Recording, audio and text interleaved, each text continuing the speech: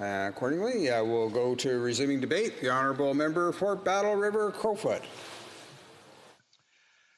Thank you very much, Mr. Speaker. And again, to rise in this chamber, albeit virtually this time, to address such an important matter that strikes to the very heart of the democratic principles that I would hope all Canadian parliamentarians represent. We have an authoritarian state actor, the Chinese Communist Party, who repeatedly has demonstrated disdain for modern democratic values. Mr. Speaker, this is something that all Canadians need to take seriously.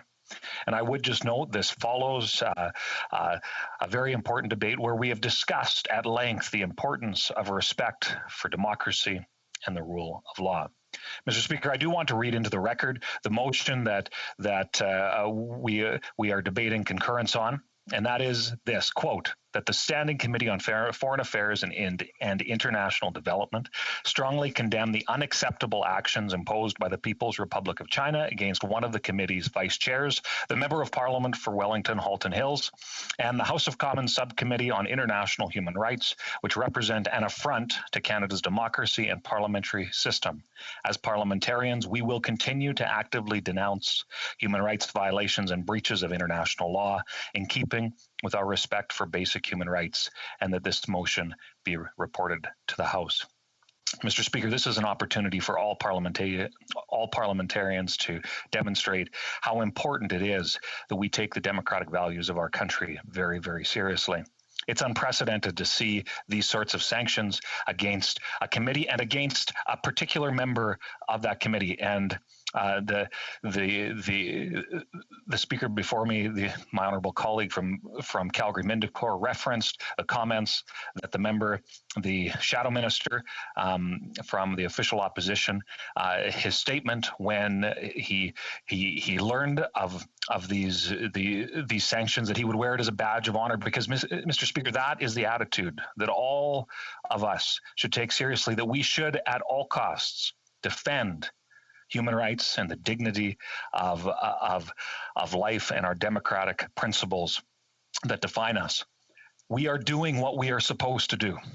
And the fact that that this member and the committee were denounced should very, very clearly state that this committee is getting to the root. They are threatening the tyrants that are defining and in some cases taking lives in the People's Republic of China.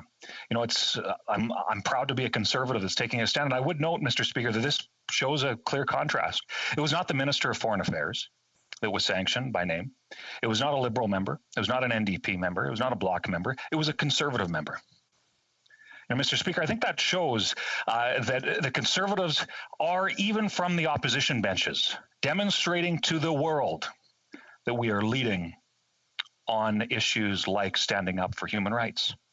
And it is clear that although the talking points we hear from the members opposite would suggest something very, very different, when there are very, very clear examples like this, where a communist regime would sanction by name, the only person by name in this case, a member of the official opposition, Conservatives are doing something right. And I'm proud to be a member of that party. And this contrasts very clearly with some of the actions of the current government. You know, and I have no doubt when I mentioned the Prime Minister's statement at a fundraiser prior to getting elected, where I don't think he knew he was being recorded, where he said he admired China's basic dictatorship. And there's the head shakes by members of the Liberal Party that don't seem to like to remember that he said that. There's contempt for Canada's Parliament and aspects of our democratic institution. You know, we look at some of the specific examples in regards to our relationship with China. Many of those issues are being studied before the special committee. We see the unprecedented movement of the Minister of Foreign Affairs abstaining on behalf of the government of Canada, breaking with parliamentary protocol on a motion to condemn a genocide. Unbelievable that would be the legacy of the Liberals. And then most recently, the Prime Minister would parrot communist talking points about asking tough questions about Chinese state interference would somehow be an issue of racism, not to mention the many economic impacts that have been felt, and certainly coming from a largely rural riding, certainly the impacts in agriculture and trade have been significant. It's clear that Canadians need to be able to trust that their government stands for the values, the core values of what Canada is. And Mr. Speaker, I call upon this entire House to concur with this demotion and demand respect for the rule of law and the democratic principles that define what Canada is. Thank you, Mr. Speaker. Questions and comments. Question commentaire, the Honourable Member for Steveston, Richmond East. Well, thank you, Mr. Speaker. And again, I just want to join my colleagues here to wish you a happy retirement. And thank you for the role model that you have set for many of us freshman MPs here in this House here. Back to the speech my colleague had just provided, Battle River Crowfoot.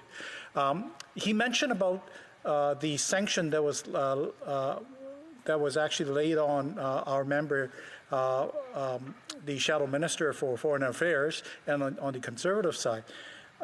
It's been observed that in many of Chinese countermeasure or sanction, they've been leveled on government officials, those who have power.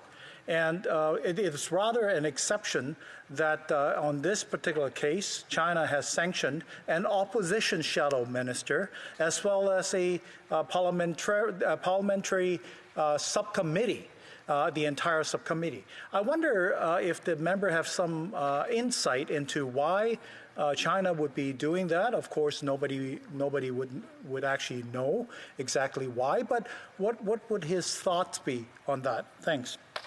Member for Battle River Crowfoot.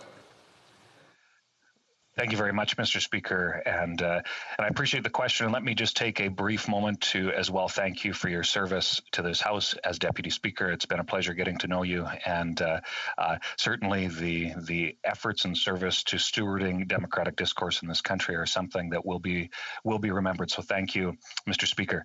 And I appreciate the question because I think it touches on something that's very, very important.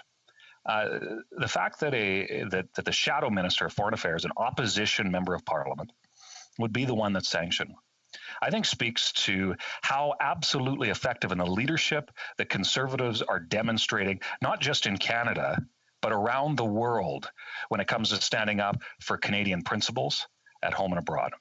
And I think that it further speaks to the sanctioning of a committee that there is good work, and I will give credit where credit is due. There is good work being done by all members of that committee.